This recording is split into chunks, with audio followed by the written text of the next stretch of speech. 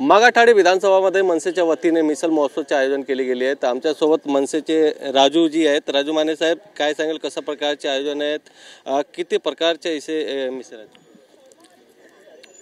मनसे मिसळ महोत्सव 2024 हे आमचा दुसरं वर्ष आहे आणि गेल्या वर्षीच्या उत्तम प्रतिसादामुळे आम्ही यावर्षीसुद्धा माझे मित्र संदीप जाधव आणि मी आम्ही दोघांनी मिळून पुन्हा एकदा मोठं आयोजन केलेलं आहे आणि यावर्षी 19 स्टॉल आहेत एकूण, त्यापैकी 12 मिसळ आहेत। त्यामध्ये पुणेरी, नाशिक, जुन्नर, कणकवली, त्यानंतर आपली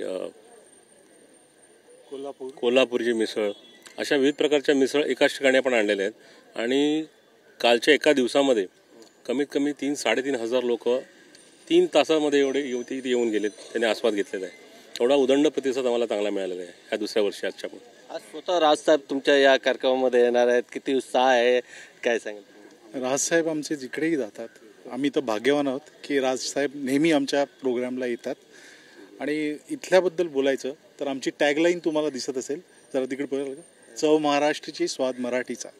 मराठी सर्व खाद्यप्रेमींसाठी आम्ही दरवर्षी करतो आणि एवढा चांगला प्रतिसाद आम्हाला इथे मिळतो आणि ह्यातच आम्हाला चांगला हुरूप आहे। आणि आमचे साहेब जे नेहमी इकडे येतात आम्हाला आशीर्वाद देतात। किती दिवस चालणार आहे हा कार्यक्रम? हा महोत्सव आम्हाला 26 जानेवारी काल चालू झाला, तो उद्या म्हणजे 3 दिवसापर्यंत 26 ते 28 जानेवारी आमचा महोत्सव चालू होणार आहे।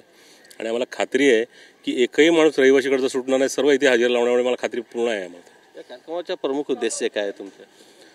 आमचा उद्देश म्हणजे आपला मराठी खाद्य संस्कृतीचा जो वारसा आहे, संपूर्ण ही संकल्पना खरी राजसाहेबांची आहे, आम्ही फक्त ती राबवतोय। ही संकल्पना साहेबांच्या डोक्यात आलेली आहे आणि एकत्र संपूर्ण महाराष्ट्रातल्या जिल्ह्यातल्या सगळ्या मिसळ किंवा इतर कुठल्याही खाद्यसंस्कृतीचं जरी म्हटलं तर एकाच ठिकाणी मुंबईच्या लोकांना चव चाखता यावी म्हणून हा सगळा प्रपंच केलेला आहे। खूप धन्यवाद सर तुमच्या। Cameraman Nagnath Govind Thakur, TV9 Marathi, Mumbai.